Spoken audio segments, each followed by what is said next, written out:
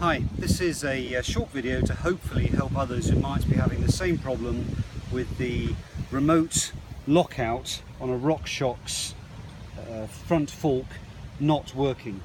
Now, I looked at a couple of different videos myself online in the attempt to resolve the problem that I had with the Rockshox Poplock not returning to its locked position. I'd like to basically bring together what I found on the internet and explain the solution that I implemented. So the way the push lock is supposed to work, and there's a pop lock which is rather similar, is that in this position with the little icon there you can see that the fork is locked, and then by pushing the button the cable is shortened and that turns the dial on the top of the fork so that the fork is then able to compress, and by pressing the button again the button returns under what appears to be spring tension to the locked position. Now, as it turns out, it's not a spring in this unit itself. The tension is provided on the actual cable, and only when the cable is under tension does it return the button to the locked position. Mine basically was sticking, and I saw that others have had that problem. I've got to give credit to a video I found on the internet by G1DD, which is particularly helpful. I'll zoom in here so that people can look up that video themselves. He very helpfully explained how to dismantle the motion control unit, which is in the right hand side of the fork. And inside the motion control unit is a spring, and it's basically that spring that provides the tension to both turn the dial on the top of the fork, but also to then return the push lock back to the locked position. Now, in G1DD's video, it turns out that his spring had become disengaged down the bottom here, and by re-engaging it, I think that resolved his problem.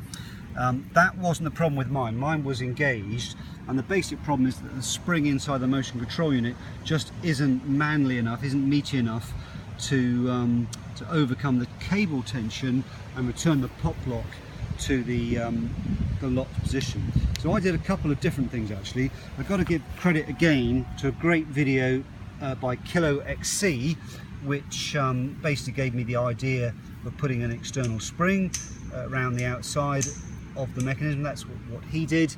But I also, from looking at various threads online, concluded that if I ditch that, 'cause that's a rather fragile and unnecessarily complicated piece of kit, and just replace the lever with a simple Shimano DX lever I bought from eBay very cheaply, then by essentially ensuring that I am providing the power for flicking the lever, then that's one less thing that the spring has to do. And this is it's a bit chunky I suppose, but it's a nice easy lever to get to in a hurry on the handlebars. And then I replicated Kilo XC's mechanism there, and that works a dream. Just a little bit more detail there. This is about a 2 centimeter compression spring, I beg your pardon, an extension spring, not a compression spring.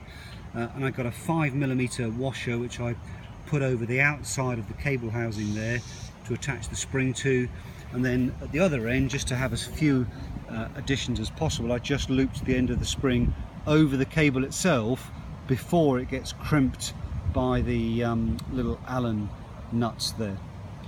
So that's a 2 centimeter extension spring, a 5mm for my cable, I'm sure they're standard, washer, and a Shimano DX lever. It goes without saying that the more you can do to make the cable run smoothly, so make sure it's not kinked or at a funny angle and it's well lubricated, then that's again less of a load on the spring. But there you go, there you have it. Thank you very much to G1DD and Kilo XC, and I would recommend watching those videos in full, particularly the one by G1DD who explains this, and I took that apart and gave it a good clean as well. But hopefully if you have the same problem as me with your Rockshox Poplock or Pushlock, then that gives you a solution. Thanks for watching.